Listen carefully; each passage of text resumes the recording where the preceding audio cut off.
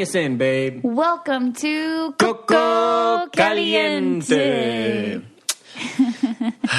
We survived another leg. Or two. Actually, yeah, we survived another 2 legs. Dubai and Uganda. Dubai and Uganda. Those were tough. I'm not going to lie. Those were... Yeah, the dinosaur thing was probably the most that we've sweated the whole time, do you think? Yeah, Dubai, and I wish they showed like a heatometer or something, thermometer. Mm-hmm. It was over like 100 degrees at night. I mean, it was just like super humid, and I think that's one of the reasons why we ran the leg at night. Oh, for sure, because during the day it would have been intolerable. Yeah, like I cannot imagine. With the sun. Yeah, exactly. And so, no, it was just one of those things that it was like you really had to get used to that. And I mean, that then at the same time, there was no getting used to it. You were just constantly sweating. The dinosaur suits kept in the heat, though. Like, oh my gosh. My face was really red. You could see it. Okay, first... Let's talk about the double chin angle at the very beginning. Oh, I didn't even notice. Okay, cameraman, you cannot go underneath my face. I'm just like, what the heck? It was insane. Like, the double chin it looked like I had was so bad. Yeah, I will say we were the only team that got like the down up angle.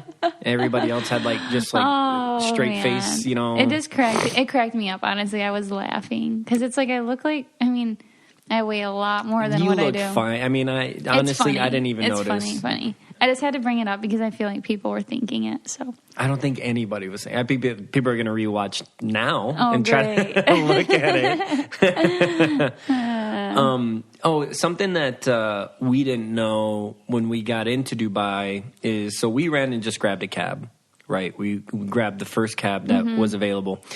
And little did we know that females are not allowed to drive as fast as the male drivers. And I looked, because we don't know what she told us, the driver told us, because we were like, they're passing. I was like, please go faster. And she's like, no, I can only go like 70, and it's kilometers and per hour. And then they are allowed to go with certain kilometers per hour. It for sure wasn't miles per hour, it's kilometers per hour. Because I was trying to figure it out. But was she going about like 70 miles an hour? Oh, she was. Yeah. Oh, okay. But he could go, the guys can go, like 80 or whatever or more, yeah. And then watching the show, all the people who got to the T thing first had guy drivers. Mm-hmm. So it made sense because we all literally got in a cab at the same time. And we didn't get lost or anything. Yeah. So yeah.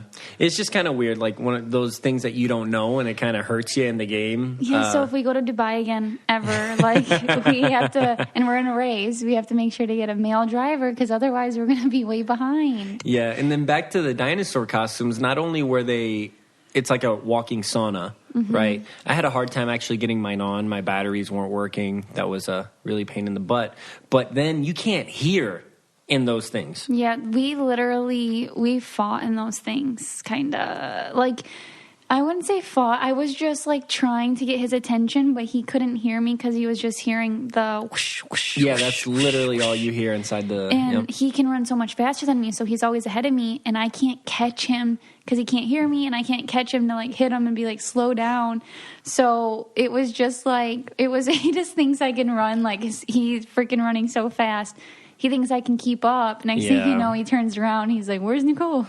Yeah, I can imagine how frustrated she was. And I mean, it's just like I said, you're in the moment. And then I was getting all types of eggs that I didn't even need, like getting 2 of the same color. And yeah, but they didn't show any of that. So they did show you with 2 green eggs. And I said, go put that back.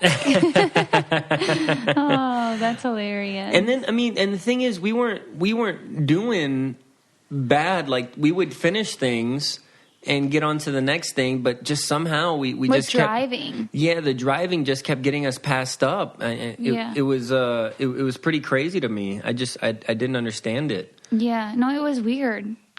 We were ahead of a lot of people, and then somehow we got behind, but we didn't get lost. Yeah, we never got lost. So I don't know how people you can really make up a lot of time in your taxi. And when we finished the silent disco, when Nicole finished the silent disco, like when we were getting into our cab, we could see Chris and Brett getting into their cab. Like it was that close. And then our taxi driver actually dropped us off at the wrong garage. That's true.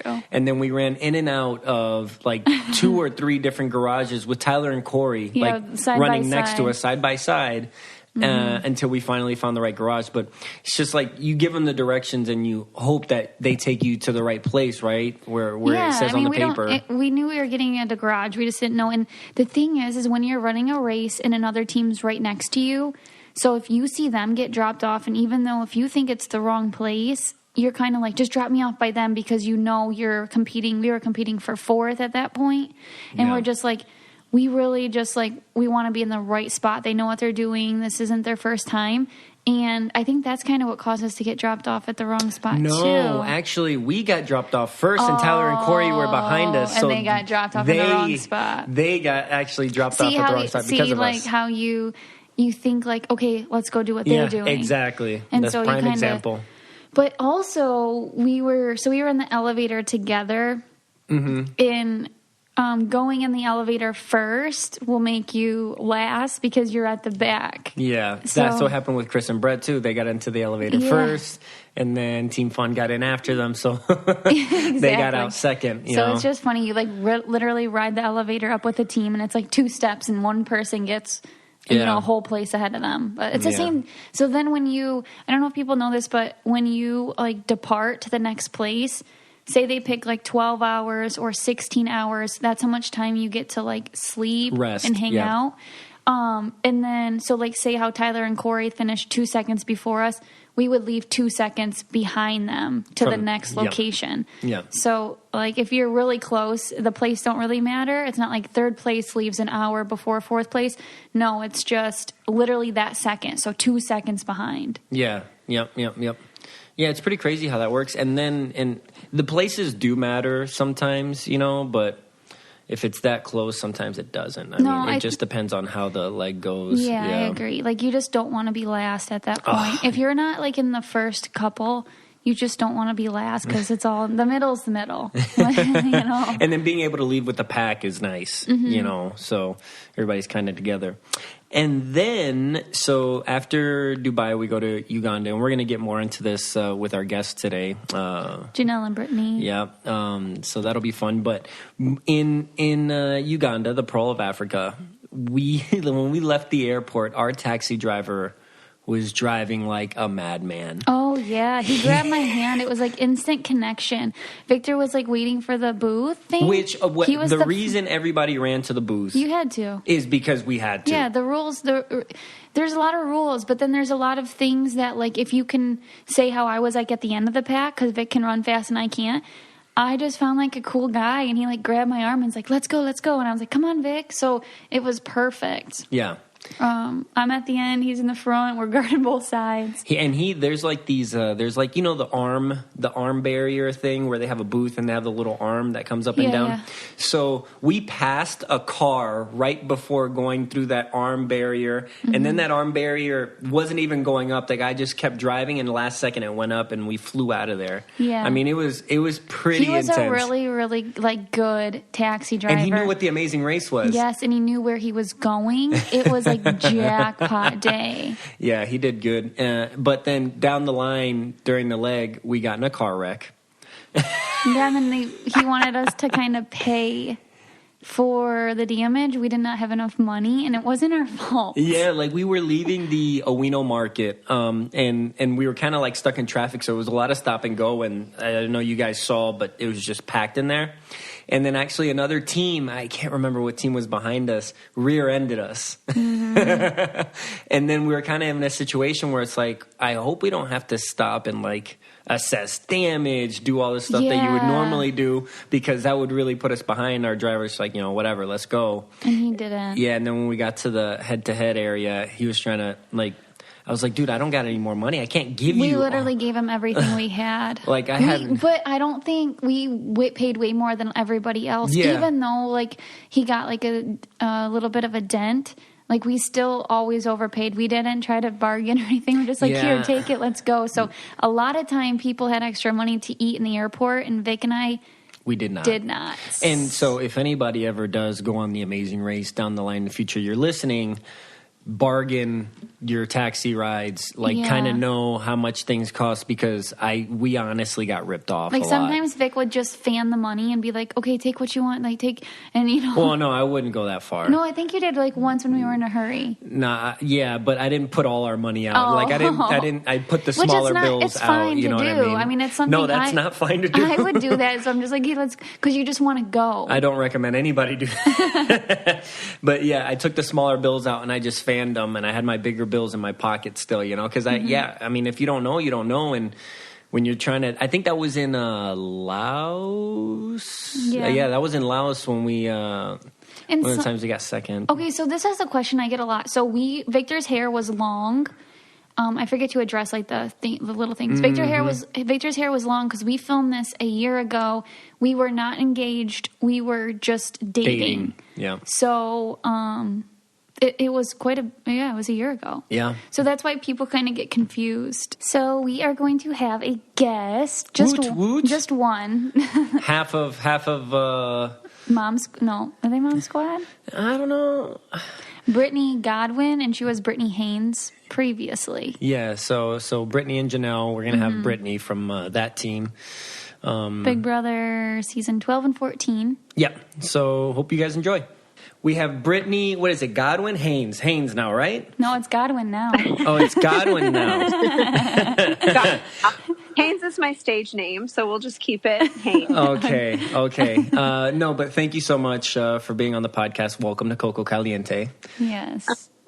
Of course. I'm so excited to talk to you guys. All right, so we start in Dubai. First of all, and I said this earlier, but can you tell people how hot it was? It was so hot. I think when we actually left to Dubai, our mat times were like 2-3 a.m. And I remember that it was like 103 degrees at 3 o'clock in the morning. And then like we're also, like trying to be respectful of the culture. And so we had to do like long sleeves. Yeah. We had to do pants.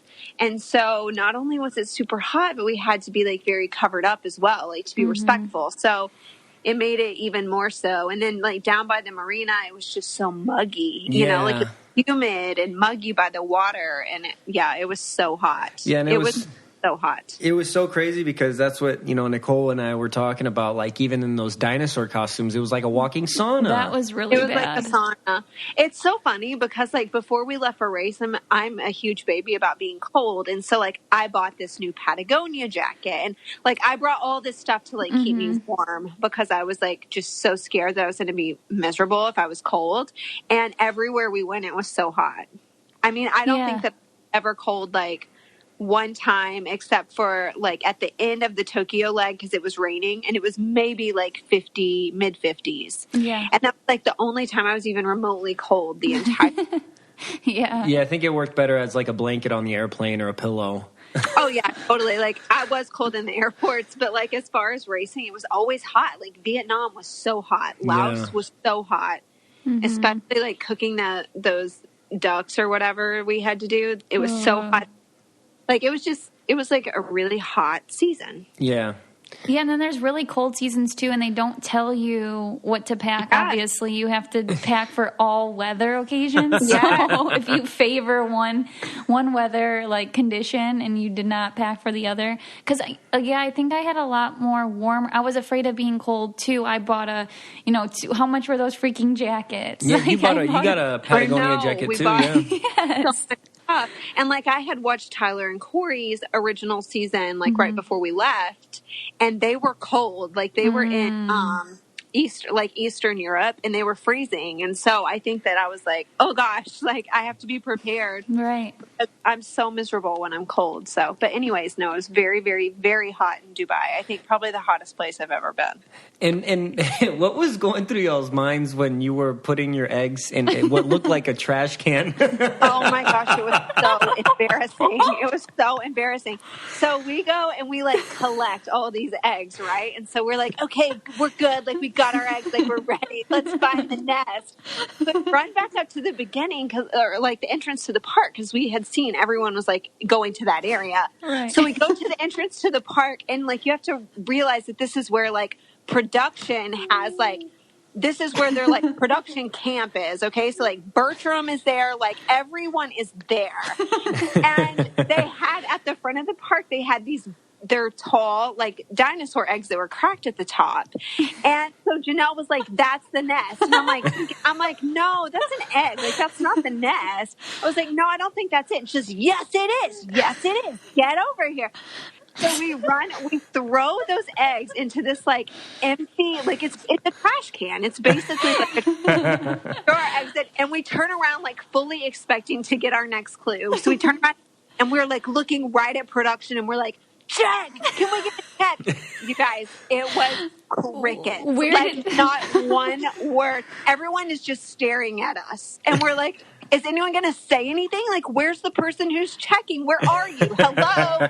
We had completed the task. Like, we for sure were like, and what is going on? Whose head was spinning? That was Janelle, I think, right? That was Janelle. But we're having a really hard time, like, keeping her head thing on. Yeah, Victor had struggled with that, too. Yeah, that was a pain. Because they were running so fast, Brittany, you and I were just bringing up the tail end. Since I was, like, more on a Sunday stroll, it wasn't, like, as difficult. Where did you think when you were putting your eggs in there, though? Because I thought we had told you or helped you, and then it showed us telling you guys again. But where did you think everyone else's eggs were? There were like several of those egg things next to each other. Okay. I also did not think that that's where they were supposed to go. I was just like, okay. I just like dumped them in there, and then we had to fish them back out. And this thing was so now we're having to like fish the eggs back out. And I remember we asked Team Fun. We were like, "Where's the nest?" And I remember Team Fun was like, "Oh, sorry, but we're not going to help you." And I was like, honestly, I'm not even offended. Like, why would you help me? You want help to be like a two-way street, and like clearly we're not offering anything to you. So I kind of get it. Oh, that's so funny. Yeah, that was so fun to watch because I just like that was the most stressful competition I think that Vic and I did was the dinosaur thing. I hated it. And it didn't show like how far we were truly running. Like it was a really long way. It was a really long way. Yeah, they said it's the largest dinosaur park in the world. And I didn't know that. I mean, they should have put miles in there, acres, or how big it was. I understand that they have to cut it down for editing purposes, but like before I walked you guys, I ran for a really long time. I promise. Like it was so fun. It was just like a lot of running, and I was like not confident about it in the first place, and my body was so sore. Like I can't remember what part of the episode it was, but it showed me walking somewhere, and I'm like hobbling, like my body was broken. I was a broken, shattered human being. So I mean, I don't know. No, not bringing the physical dominance. Did you know that Victor? Yeah, I think I told you he like the first thing he did is he doesn't really read the clue that good, and he's like, we just got to collect eggs. So the first thing he did is he went and grabbed 2 green eggs. I'm like, go put one back, like we need different colors. And then he ran so fast through the park that we almost got a penalty because he was so far ahead of me, but he couldn't hear me, and I couldn't run any faster. I know. Oh my gosh, I had that same problem. Like, would run out ahead of me, and then they'd be like, stay together. Well, you can't hear anything because the dinosaur suit is like shaking in your ears. And we had that same problem. They would tell us that all the time. You have to stick together. And it was always me in the back. Yep, same. Oh, that's funny. Yeah, it was crazy. So then we leave Dubai. We all make it through. We were actually, I don't know about you guys, but I was hoping somebody was going to get eliminated that leg just because you feel like you do so much. Yeah, and it feels like a waste when somebody doesn't get eliminated. Yeah, you know what I mean? But if it's also, you. Like, well, yeah, I was going to say, you just want to save those non-limbs for a time when you need them. So, like, yeah, it would have been definitely handy if Uganda would have been a non-limb, and like Dubai would have been a head-to-head or whatever. That would have been great, but it's fine. Yeah. And then so then we go to the Pearl of Africa, which Uganda, and that was chaos. When I think pearl, I think delicate, nice, and I bet you it is beautiful in some other places. But we went into like crazy city, Chaos. stuffed market like that. It was. It was the largest market in it was the largest market in Eastern Africa or something. I mean, it was huge. Yeah, they said it was like equivalent to like 20 football fields. Yeah, it was massive. I didn't realize you guys sat in traffic for so long. Yeah, that surprised me. We didn't either, honestly. So we were, I think when we were like on the highways to go into town, we were like towards the front of the pack. Mm-hmm. So we had every expectation that when we got there, we would be in, second, third, fourth, or whatever.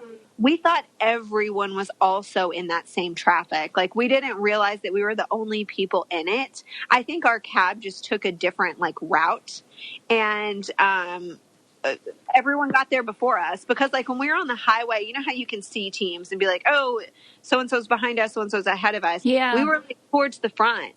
And so when we were going up to the tower, yes, we were stressed because the traffic was bad, but we also thought, well, everyone is doing that. We're not the only team in it, but we were.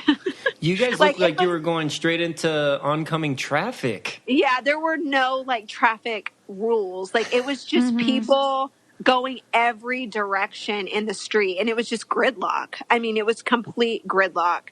And we were just like, well, this is part of it. Everyone's doing this. And so when we showed up to the tower and figured out that we were in last place, we were surprised. We were not expecting that, because we just kind of thought that everybody was in the same boat. Yeah, and even us, I mean, we thought we flew faster than anybody, because our driver just so happened to know what the race was, and he was all into it.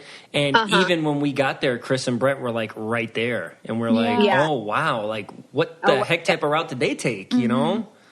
I felt bad for our driver, because she was the sweetest girl. She was honestly trying her hardest, and she felt horrible. She felt so bad. She was apologizing to us. Oh. It's fine. I really felt bad for her. I couldn't be mad at all, because she, obviously wasn't intentional. She wasn't expecting the traffic or whatever. And anyways, she was like, I'm so sorry. I'm like, it's fine. You tried. Yeah. That's all I'm doing too. I'm just trying my best. So I get it. It's fine.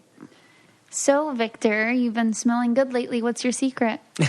I stole your secret. Scentbird.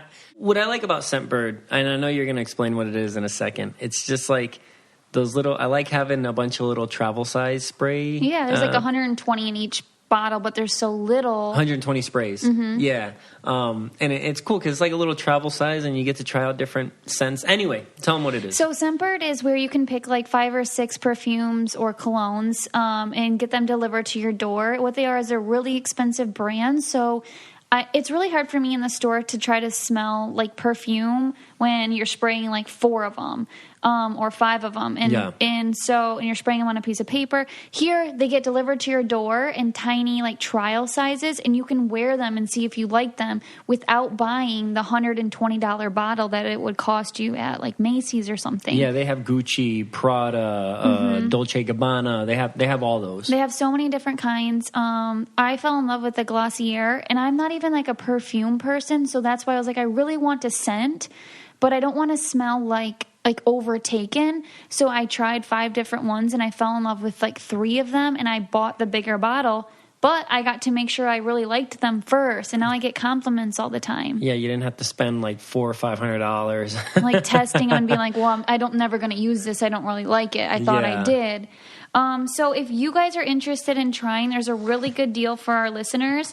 If you go to scentbird.com/Coco and use the code Coco for 50% off your first month, you will get your first fragrance for $7.50. Oh, wow. So you can get 50% off your first month today. That's only $7.50. Again, that's Scentbird, scentbird.com/Coco for you to try your first perfume or cologne for just $7.50. Sign on and smell amazing. And then going to the Owino market. what some people don't know, because I think this is crazy, and and I tell people, my friends and stuff, that it is freaky going to a place like that, because if you look them up online in that area, like that's a place that you kind of don't travel on your own, right? If you're not from there, you don't go there. And then on top of that, we have like these military guys with like AK-47s like walking around with us. Like, how did that make you feel? It was really scary. To be honest with you, I never felt unsafe the entire time we were on race, with the exception of being in that market. And it was really, it was like claustrophobic. So it was so busy and it was so tight. And if you weren't participating in the challenge, you kind of just stood off to the side. And I was standing there for so long. And, my camera crew was with Janelle, because she was the one doing the challenge. And so I felt like I was completely by myself for a couple of hours.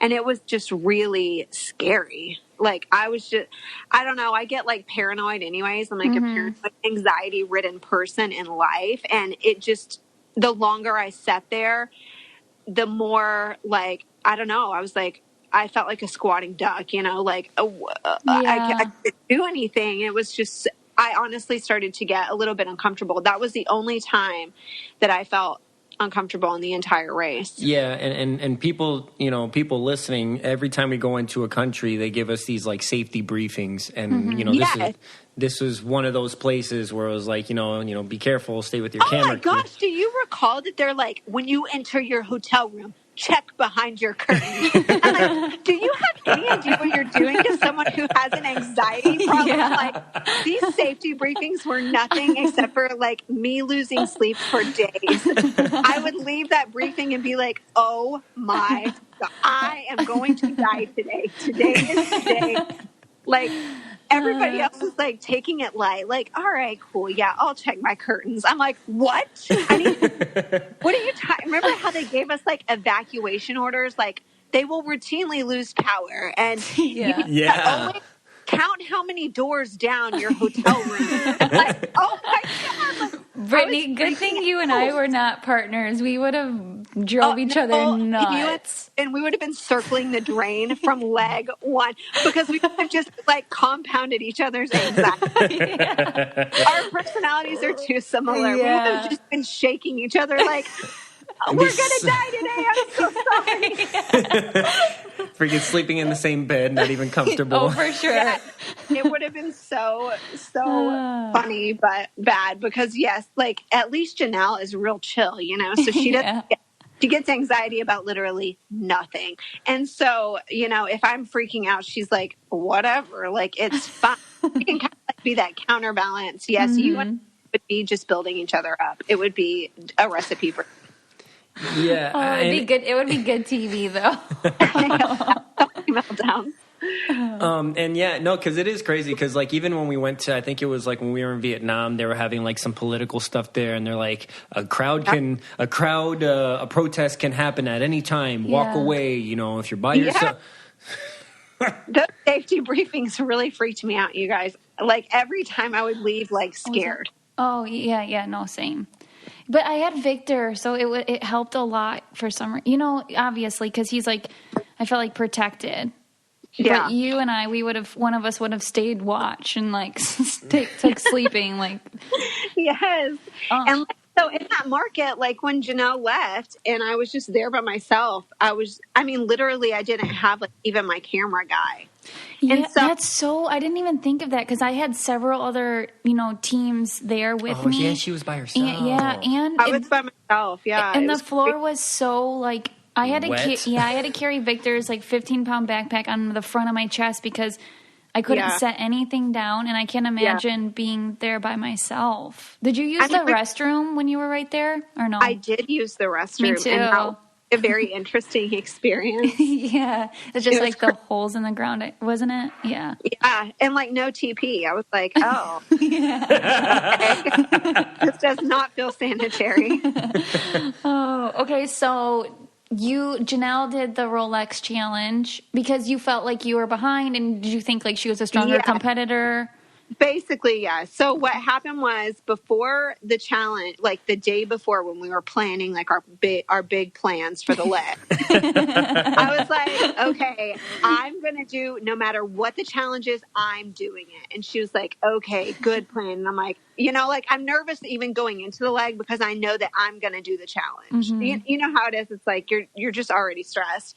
So the whole plan was for me to do the challenge. When we arrived to the tower, we're in last place, which took us by surprise. And that's when like I started to really panic. Mm-hmm. And I was always scared on the race of being like being tricked by the clue and it ultimately being something really physical that I wouldn't be able to like really complete well. And so whenever we showed up to the market, we had agreed that I was going to do the challenge. And I just basically freaked out and was like, we're in last place. Like, this is the situation where you just have to survive. You know what I mean? Like, this is like survival mode. This isn't this. We have no cushion. Like, we need to put the best player in. And in my opinion, like Janelle was the stronger of the two of us. So I freaked out and was just like, you do it. And that's why she was so surprised. She's like, what? Because we had like specifically talked about how I was going to do it.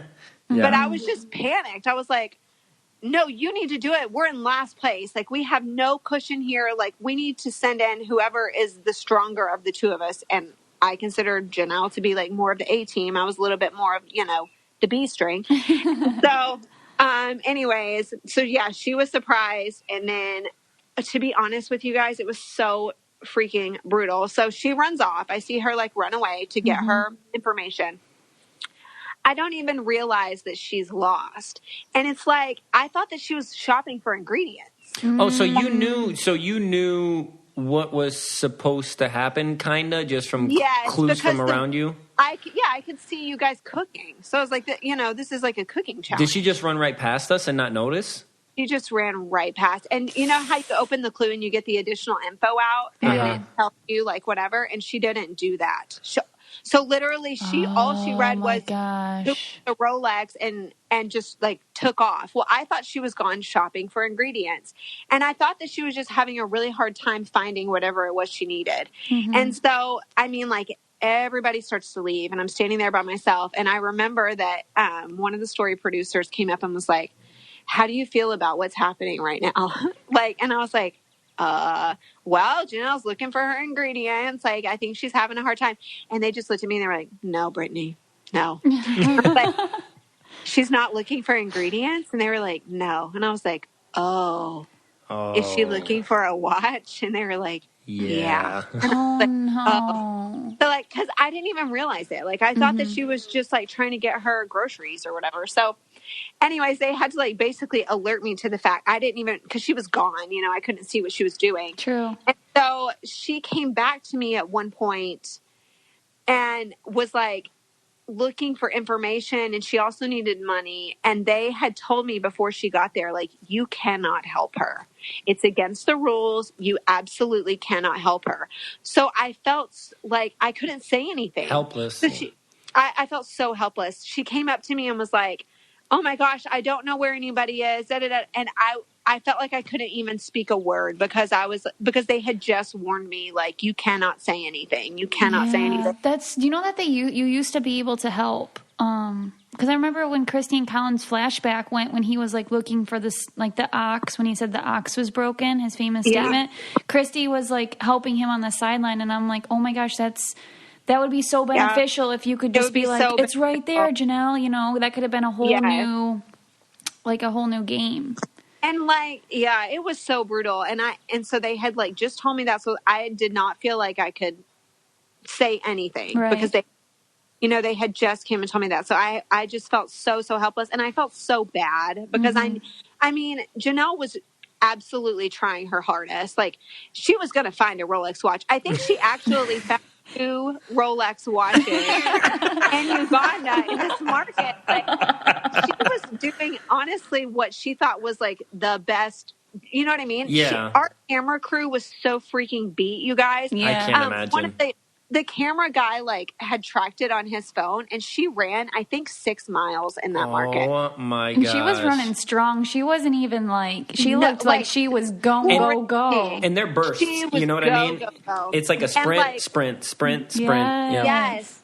She ran like 6 miles. The camera crew people were like dead. Like they were like beat. Probably like wishing she would find it so they can get they're a like, break. oh my gosh, they cannot take it because their equipment is heavy too. Like that sound backpack is like 30, 40 pounds. I mean, they were totally beat. And anyways, so she was really trying her hardest. I just felt so bad. Like I just wanted to be able to help her.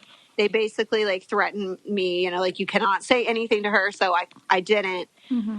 But I felt helpless, and I don't know, I just felt bad. Like, I knew that she was going to beat herself up about it and be, like, feeling like she, made this huge mistake or whatever, and I just wanted to be like, it's fine. Honestly, it's fine. It's not a big deal.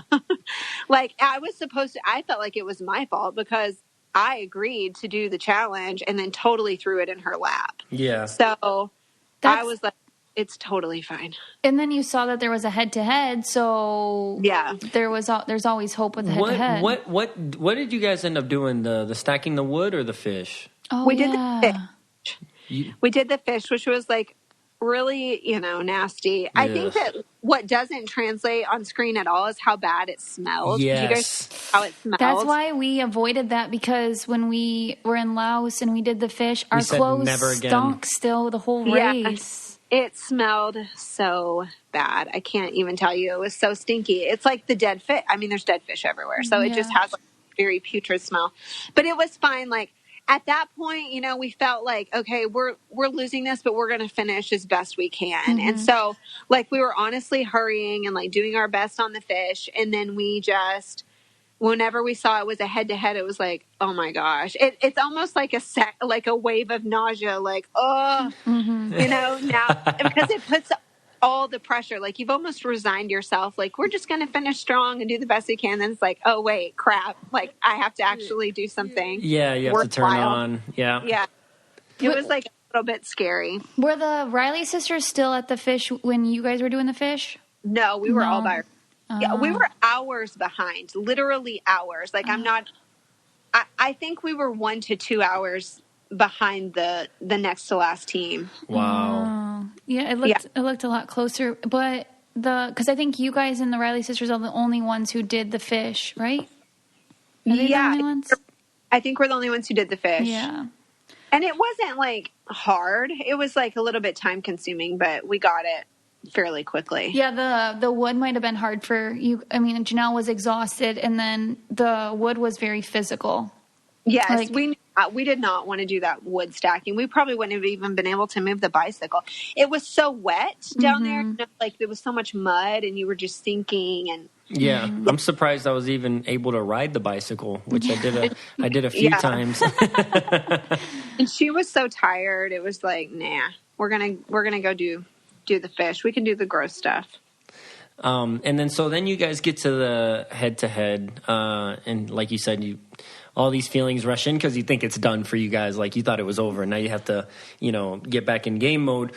How was the decision making for doing the head-to-head? Because I guess you couldn't see it, but those actually drums are kind of heavy, and they're tall, and the poles are tall. Yeah. Well, I just I told you guys that I had planned on doing the other challenge, and I felt like I had tossed that on Janelle's lap. So I felt like, okay, it's time for me to like take a little bit of responsibility here and like do something for this team. Yeah. And I also feel like I'm good at puzzles. Like in general, puzzle, I'm just good. That's something that I consider myself to be strong at. And I had like worked on puzzles before I left, and it was a stacking puzzle, which I felt like I could totally handle. Yeah. And so for me, I was like, I can do this. Like, I'll do this, it's fine. And she agreed. She was like, okay, you can do it. So I actually felt pretty confident going into it just because I feel like I know my way around a puzzle. Yeah, puzzles are completely different. Yeah. If you can get a puzzle, I mean, it's not a physical thing. You know what I mean? But this one was a little physical. Yeah, most of the time. Most of the time, a puzzle is, you know, you're like, oh, okay, it doesn't matter if that guy's strong. You can just, like, go in and do the puzzle. Yeah. I was like, and it went so fast. I don't know. It looked a little slower watching the show, but in my mind, Rachel got it in like 20 seconds. Like it felt like no at all, you know, like she absolutely killed it. And I don't know, in those, like, I feel like with the head to head, most often what happens is people kind of stay in their same order. And that's basically what happened last night. I mean, we were there way behind the Riley sisters, and then Rachel beat me in the head to head, and we went out, and it's kind of like, that's the order we finished. So, you know, you have to be, so it would be harder for a team who, say, the Riley sisters got out last night when they were there before you. They would have probably felt way more of a type of way than you guys did. Well, and they had practice, too, you know what I mean? Doing it, being able to do it, and then do it again. And know, like, your strategy better. Yeah, that's a huge difference. I noticed watching last night that nobody ever lost on their second attempt. Yeah. Victor would have actually won his first attempt, but they didn't show it, but I messed him up. Did you? Yeah, so he was against Colin, and Colin I thought he got so close. So he had it, and then I thought it had to be color and size. So I told him to switch the sizes, and so he switched them. Yeah. Wait, it didn't have to be sizes? I thought it had to be sizes too. Yeah, it didn't have to be. So, like, I had... What? Yeah, exactly. And I just so happened that I had them all in size order, but that wasn't by design. And then, I did not know that. It didn't have to be in size order? No, that was like the trick. And then Phil even at the mat made a joke and was like, you know, you screwed Victor up, but at least you know he listens to his partner, because it was literally Victor had it, and I freaking sabotaged him. In my hand to put it on the I had it in my hand to put it on the stick, and I had the other one right next to me. And I was like, no. And Colin didn't have, you know, he wasn't there yet, and then she was like, no. So then I went back. Put it back, grab the other one. And I don't know why I thought it was size 2, and it didn't say in the rules, and that's like, you know, that was like... I thought it was size 2, Nicole. Like, I to this day thought that it was size. Yeah, I think, and Colin's wasn't in size, and then I was like, does it have to be in size? And they were like, no, like, you messed up. And I felt... Colin said that was his problem on the first time he did it, too. So you don't... Oh, yes, I was doing it in size 2. I didn't even realize that even watching the show. Yeah. Because one was like a little bit little. So the one was really big, and then there was a medium, and then there was a little bit smaller. And Vic just had like the medium one on top. I was going to put the medium one on top, the small. And I was like, no, you know, I'm thinking like he'll get eliminated like if he gets it wrong. And I just felt so bad. Like that literally haunted me for like several legs, because it wasn't like we were going to get first, but we were going to get second. And it was like your own partner sabotaged you. And also... like, that's the one competition you can help your partner on. I'm like, thank God I can't help my partner on all the other stuff. That's so funny. I didn't even know that, because I didn't really get to, like, see or talk to you after Uganda until at the end. And so missed those little nuanced details. So when it was all said and done, were you... I mean, you're not happy. I know nobody's ever happy when you're out. But, you know, just the experience in itself that you got to do, you know, how'd that feel? I mean, we felt so grateful to just be able to do the experience in the first place. And then once the race had kind of started, I don't know how to say this without being like a total downer, but you can look around and be like, all right, like, I don't think we're going to win this thing. Let's just do our best. And like, we were on the same page with that. Like, we'd always be like, we're definitely like in the next few, you know, because we were always at the bottom. And so by the time, like, I really wanted to make it to Africa because I had never been there. And so like making it to Africa for me was like a huge milestone of the race. And so I was like, you know what? We made it to Africa. Like, that was like what I wanted to do. And I mean, of course you want to win, but like realistically, it didn't look likely that we were going to be winning this thing. So it wasn't like this huge devastating blow. It was like, you know what? We came out here, a couple of moms, a female team, just, you know, whatever. We tried our best. Didn't work out. It's fine. We had a great time. We got to see so many amazing things. And It is what it is. Like, I definitely wouldn't, we weren't like, just like massive devastation. We're very much grateful just for the opportunity and Right. And all the people we met and getting to spend that time together. And it was great. what's weird, Brittany, is like I feel like we just met on the race, but I feel like we've been friends for so much longer than that, which is so weird. But that's the first time we've ever even seen each other, right? I know. It's so weird. That is weird. We just have like this small community of Big Brother people, and it's so interconnected, and everybody knows everybody, and it's strange. But yeah, that was actually the first time that I've ever met you in person, and it blew my mind. Everyone who meets me always says like, "Oh my gosh, you're so small. Like, you're so much smaller than I thought you were." And when I met you, I was like, "Oh, Nicole is my size." I did not realize that we were like the exact same size, but we are. Yeah, so I get that a lot too, and I don't know how to take it. I'm like, but then, dude, did you see my double chin angle on the freaking show last night? If you didn't, I did. But I have looked so disgusting this entire. Oh my God, I was like. You guys are so critical of No, yourselves. it's like, do you know that they put the camera completely underneath, and then they did like where you know how you can turn the lens so it like tilts up? Yeah. Like, I didn't even know I was capable. I don't even see that when I accidentally open my phone on my face. Like it was on the taxi floor. Like, I was like on the floor. I'm like, oh my God. My parents look at me and they just like laugh. I'm like, what the hell? Like, no wonder why people are like, you're so much smaller in real life. Like, that's so funny. I'm totally critical of myself too. I'll be like, seriously, did I have to do another leg in the green shirt? Like, that's not flattering, Brittany. Please change clothes. Like, put on something else. It does not look good on you. I wore that freaking green shirt the entire race. And I wore the purple one. That's like, because it was really hard to find purple clothes. So once I found a purple shirt, I was like, done. Yeah, and not even that. When you find your most comfortable shirt, you know, when you're racing, that's what you like to wear the most, you know? Yeah. Yeah. So I know you guys were together on Big Brother 14, right? Yeah. Yeah. And so you guys are friends in real life and everything, but did you guys do anything to prep, like, communication-wise? Because I feel like if I was just put on a show traveling the world with, like, a friend, I would need to prep a little bit to be able to communicate. We talked like every day prior to the race. We would compare who's bringing what. Like, we tried not to double up on things. We tried to like share a lot of stuff. I mean, we talked almost every single day, and a lot of it was a wasted energy trying to figure out who else was going to be in the cast. It was like, oh my God, did you see on TMZ? Like, it was so ridiculous. Like, we wasted a lot of time talking about who else was going to be there and trying to like size up the competition. But we prepared. Like, I thought that we were going to be. I was like, okay, here's the deal.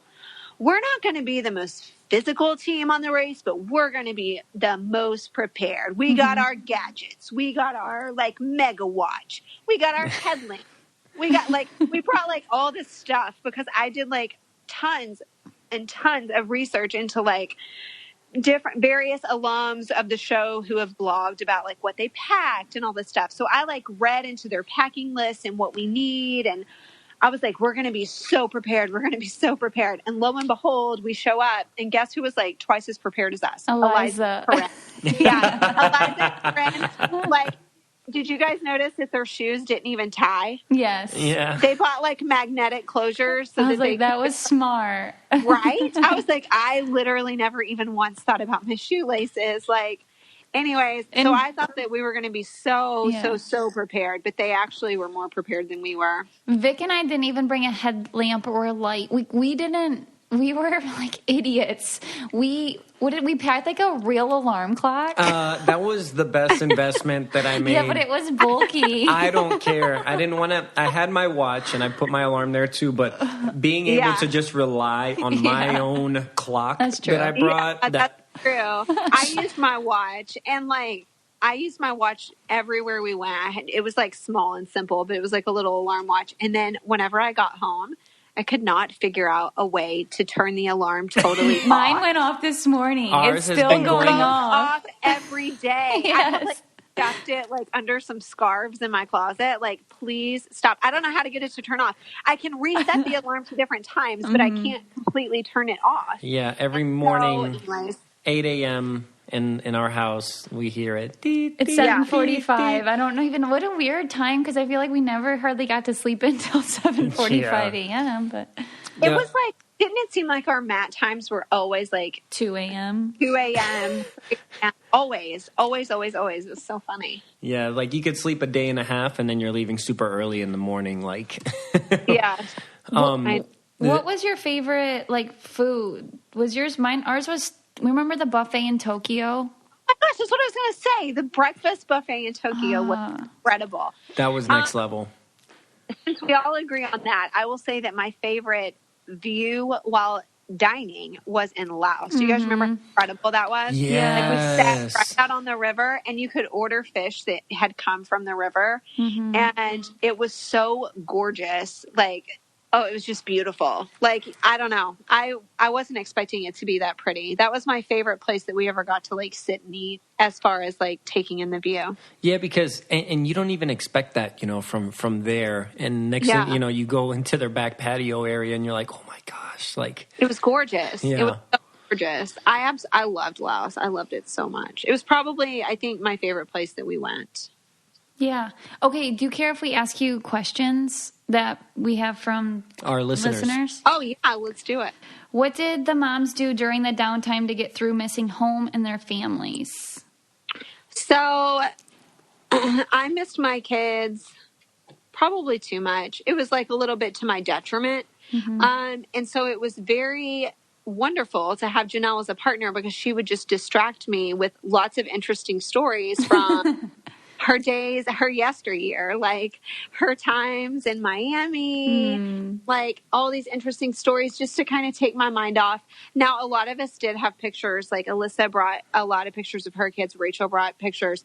And occasionally we would like sit and like share pictures and tell stories and all that. But it would make it harder on you if you sat there and just like wallowed in it. You know what I mean? Yeah. And so we would try to kind of like recover from it really quickly. Like, yeah, I remember it hit you hard in Dubai when we were waiting to get out of the airport. Sad. I don't know why. I would just get in these like really, it's really understandable for sure. And when I was in that sad time, Nicole, you would always talk to me and you were always so nice to me and you like, you were the best. Yeah. I loved having you there when I really like just needed somebody to give me a hug and like let me cry for a minute. Yeah, which honestly, when you got out, crap hit the fan. So just like, I mean, you saw the trailer, right? You were my like person that I would go to when I was feeling some type of way because I felt like we were always feeling the same, and we had such strong partners too. And it was just like I don't know, it was so easy to talk to you. So once you left, I feel like you were there so much longer.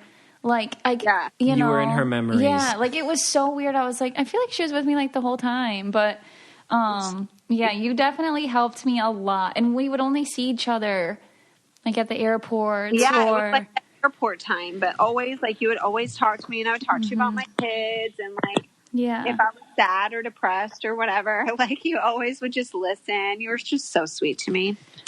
Okay, so it was nice. Yeah, no, it really was. When you left, just wait till next week. Okay. What did your husband do, like, while you were gone? It says, so the question is, what did their spouses do at home to get through missing you?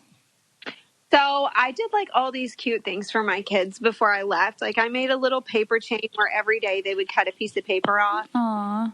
How many days I was going to be gone. I like recorded myself reading some nighttime stories. Oh wow! They could like watch me read them a nighttime story at night. That's which cute. Like, oh my gosh, recording those was the worst. I mean, I was in this like pit of depression and despair to leave. Yeah, you're probably trying to hold back tears, reading them, thinking you're going to be gone. And of course, I picked these like sob story books that are like, I love you no matter how far away I am. And I'm like crying. So I'm like totally choked up on these videos. But anyway, so I recorded like some videos of my kids, for my kids of me like reading these stories. And I made all of them like a little picture album of only pictures of myself with whichever kid. Oh, nice. And so they all, even like my baby, I got her like a little baby photo album they can chew on and put pictures of me in it. So I did like all these cute little things to make it more fun. But my mom actually came and stayed at my house And my mother-in-law stayed some of the time as well, but my mom came and stayed. And so my kids had a blast. They were like at Camp Gigi. Like they thought it was so fun Right, yeah. to have my mom there. So my mom was there every day. And then my husband went to work as normal, but he was with them every night and then on the weekends. And he was just, you know, super dad. Like he's a really like hands-on dad anyway. So, I mean, it's not abnormal to have him like doing a lot with the kids by any means, but I'm a stay-at-home mom, so I'm definitely like a constant for them. But honestly, they had fun, and like today, they really don't even remember it. Right. Like I'll say, like, "Do you remember when Mommy was on race?" And they'll be like, "Yeah," but they don't really remember it in a sense of like how long I was gone or anything like that. Like to them, it's just like, oh yeah, Gigi came and stayed at the house and we did crafts. And like, it was fun. Yeah. If you're like mom's there, it makes you feel so much better too. Just like even leaving. Cause that's how I would be. Like if my mom's there, I'm good. That's the same thing as me being there, to be honest, you know? I was super fortunate that she was able to come and do that. And you know, I have been staying home with my kids since Tilly was born, since before Tilly was born, you know?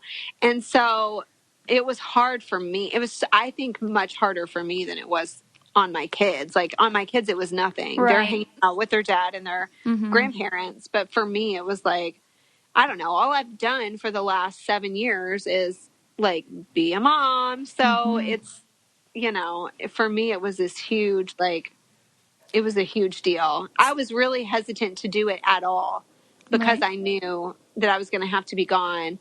And they were kind, you know, at the beginning, it was like, okay, it's a 21-day film or a 22-day film. And I'm like, okay, 21 days. Can I do 21 days? But it actually ends up being like a month. Yeah. But you kind of like, oh, I don't know. I just felt like it's a once in a lifetime opportunity. Like I have to do it. But it was totally, totally hard to leave my kids. So hard. So this is kind of going into that. If you had to choose between Big Brother or The Amazing Race, which one, if any, would you do again and why? Would you do? Well, I would definitely choose The Amazing Race because it's shorter. Like I could never leave my kids for 3 months. But from if you're not talking about like the logistics of the game and you're just talking about the game itself, I would definitely choose Big Brother. I don't know. I feel like I would stand a much better chance of winning the game of Big Brother than I would winning The Amazing Race. The Amazing Race is so fun and it's such a cool experience, but it's very physical. It's very physically taxing on you. I'm not even just talking about the challenge. I'm talking about just getting around and carrying that backpack around and losing sleep and, you know, all these factors that are kind of like underlying components. It's also physically taxing that it's not really well suited to who I am as a competitor. I feel like for sure. Big Brother. Yes, I agree. Sorry. So say from a game perspective, I'd rather do Big Brother again.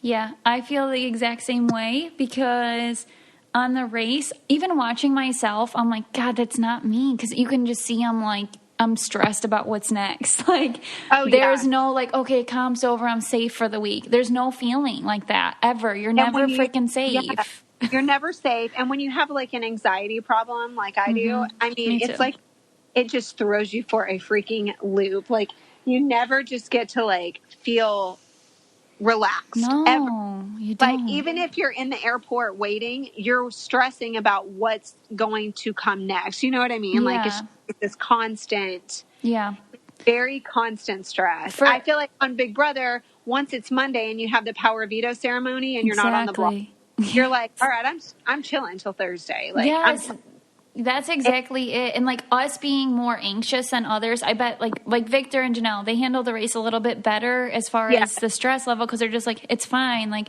fine. I'm freaking after the first leg. I'm just like trying to survive. And there's literally never a break. Even when we're in our hotel and we know we got 12 hours of rest, it's like I'm stressed that I'm not going to sleep 8 of those hours. Yes, exactly. So it was, I mean, just, it's weird seeing myself because you can tell, like, even in the confessionals, Victor's like talking. I can't even be goofy, I felt, because I was never comfortable, ever. I feel so similar to that. Like, my personality is so much more just like humor and like laughing and being sarcastic. And the Amazing Race, that you're so tightly wound and you're so stressed out, you're not finding a lot of time to just like relish in like whatever is funny. You know, it's like Exactly. you're just so stressed. It's so stressful. And so like to have an attitude or I don't know if attitude's the right word, but to have the mindset like of Colin and Christy is invaluable on the race, because all that time that you and I are getting stress ulcers and making ourselves nauseated, Christy is so at peace and like zen and just sending positive vibes out to the universe, so then she gets them back during the leg, and we're like, you know, that's like an incredible asset. Like, it for really sure. is. And they weren't like they got that after. I mean, it's been 15 years since they've raced, but like I think Chrissy might always have been calm like that, but Colin too, like he's completely different mindset than the first time and everything. Yeah, and I think too that there's an aspect of it where you're probably similar, Nicole, where I'm just not like super confident in my physical abilities, period. Yes, exactly. And so there's a huge amount to be said for that. Like if you're really confident that you can do it, then you're probably just not going to stress about it. But when you weigh 100 pounds and you're carrying a backpack that's 15% of your body weight around and your body is broken and shutting down and you're overdosing on ibuprofen every day just to get through. And you're not exactly feeling like, yeah, I got this. It's more like, oh my gosh. Like, you're just so panicked. I don't even know how to describe it except for just 24-hour panic. And then, like in Big Brother, you and I, we do feel more confident because it's a social game. It's a social game, and you feel like... It's a little physical, but mainly social game, and you and I can handle that. And there's a limit to the physicality, too, because there's a big difference in standing on the side of a pirate ship for 4 hours and like running through a dinosaur park for miles. Like there's a huge difference. Like they're limited to physicality in the parameters of that backyard. Yes. So like I'm not going to be like at a complete loss. Like probably the hardest physical thing I had to do in Big Brother was crawl through that caramel. And that was like actually hard, but like even I was able to do that. Like it was like short-lived. Yeah, it's short-lived. It's not like this super strenuous, I definitely feel more confident about my Big Brother skills than my race skills. That is for sure. And I felt the exact same way when I was, so I don't know if people know this, but you can only do like 6 roadblocks each. Right? Is it like 6? Or you have to like split them. So you have to do like 40% at least or something like that. So what was I going to say? Oh, so when it's like when you said put your best like person in, that's how, thankfully we were kind of ahead of the pack from like when I had to do things like when I did the music thing and all that, because I get in my own head, which is really bad for the race, but I get in my own head and like I'll panic myself so I perform 10 times worse. Like if I know I'm close to last, everyone around me safe, because I'll panic myself into being last. Don't worry. That's how I feel the exact same way. Yes, we were keeping count of who was doing the stuff, and that's why I was like, okay, no matter what it is today, I'm doing it. Like that's why we had that conversation, because it was like, I'm going to have to do, because I felt like we had made a couple of bad decisions, not bad because Janelle didn't perform well, because she always did, but bad in the sense of it was an easier task that I could have done, which was like that dance thing. And so like I felt like I should have done that, because obviously that was in no way physical, and like I could have totally handled it. And on a more physical task, we would need Janelle to do it, Yeah. So you're always trying to find that balance of who should do what, and you're given such limited information. But if we had it our way, Vic would do everything and Janelle would do everything, and we'd be at peace. Like imagine how much more if that was allowed, you and I would have ran so much like better. Much better. And that used to be allowed. I think that used to be a thing. It did, I think. And so, that would have been incredible. Yeah, because then we wouldn't have stressed. Like the stress of thinking about us. Yeah, the stress of us thinking about having to do something was just like enough to make us be like, okay, I'm panicked. Yeah, it's panicking. It's so crazy. Brittany, thank you so much for being on the show with us. We really appreciate it. We're sad. Janelle's like walking in the door. Do you want to have her on for a sec? Sorry, I went out till 4 a.m. last night. No, that's okay. That's okay. Like, is there something that you want to talk about, or Victor? Okay, yeah. It was super stressful. Like, our day started out so horrible in Uganda with that horrible cab driver. Which was kind of like set. It was literally like, honestly, obviously the worst leg that we ever ran. Like, it was so bad. Because of the traffic, though. It's not like you guys were physically running like a bad leg. You know, you were just, right? It was just the traffic. Yeah, like we got the steps counted just fine. Like, no problem. It was just like bad luck. It was bad luck, bad traffic. And then, yeah. The cab driver set us so far behind that if that wouldn't have happened, I would have done the challenge. Yeah, she would have done the challenge. We would have been in the race. Yeah.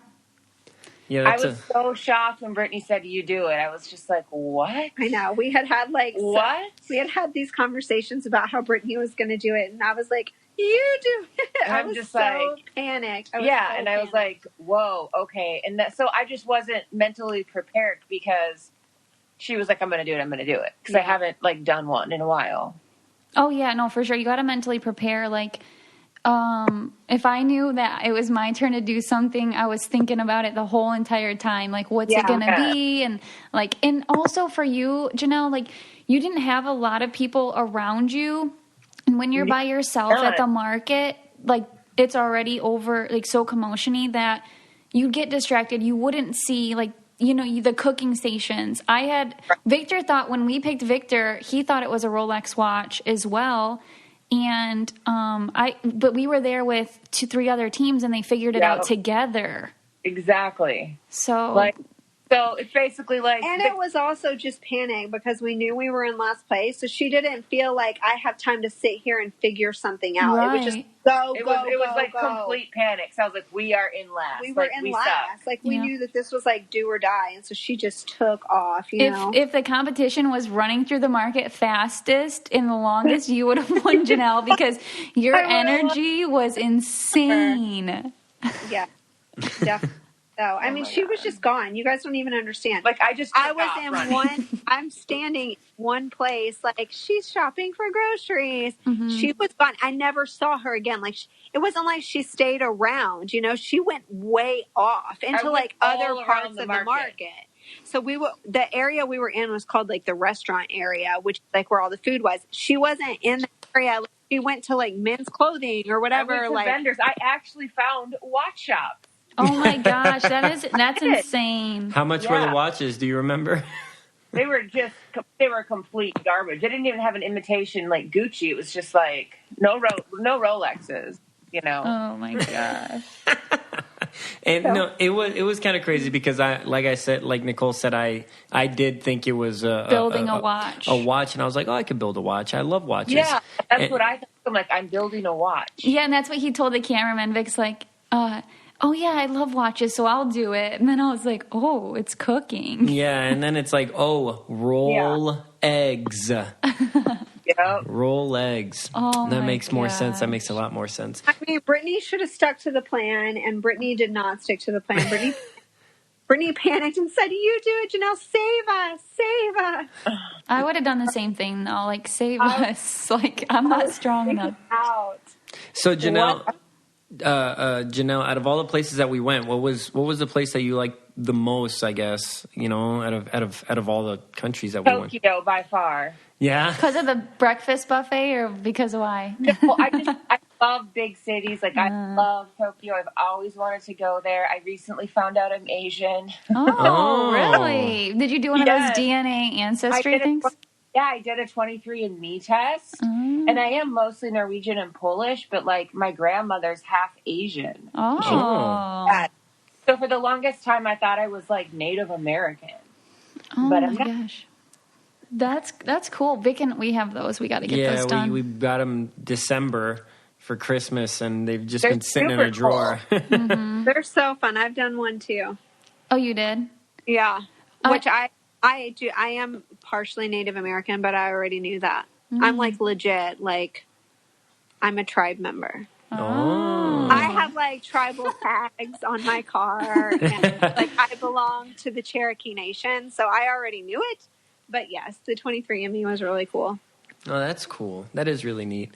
Well, and would you know how to get to Sheba Cohen this time if you went? Oh yeah, Oh yeah, all about it. That was a big misstep on Brittany's part too. When it said you had to go to the station, to me the station doesn't mean the subway stop above the street. To me, the station is actually underground. Like it's like the train. Yeah, because you like New York. You used to live in New York, so that's what it would be like, right? I was so confident about that decision. I was like, no, it says we have to go to the station. Like we're going underground right now. Like there's going to be a clue box down inside the station. Like that's really what I thought. Because you guys were like winning the leg. You guys were kicking everyone's butt. Like I'm like, oh my god, they really are comp beasts. Like look at them go. It was more like a reference point. Like it was like make your way to the station and then look for, you know what I mean? Like it did not mean that you needed to go into the station. The clue simply meant like use this station as a reference for where you should start looking. And I didn't take it that way. I like really overanalyzed that clue and was like, we have to go down. We have to go down. I was so confident. So I was like, no, we're doing the right thing for sure. And Janelle, you getting the freaking chocolate sandal on the first try, that was that serious? I cannot believe that because Victor bit like 30 some or 40 some sandals. Like 42, something like that. That's crazy. I would have jumped. I couldn't have done it. I went to go pee and they kept banging on the doors and they're like, you gotta go, Janelle got it. Like I didn't even have time to use the restroom. That's how fast she got that chocolate shoe. Like as soon as we got there, I was like, I gotta go use the restroom. And they were banging on the door for me to come out because she had already finished. This is from our listeners. So if you had to choose between Big Brother or The Amazing Race, which one, if any, would you do again and why? Oh my God, Big Brother is such a better show, you guys. Me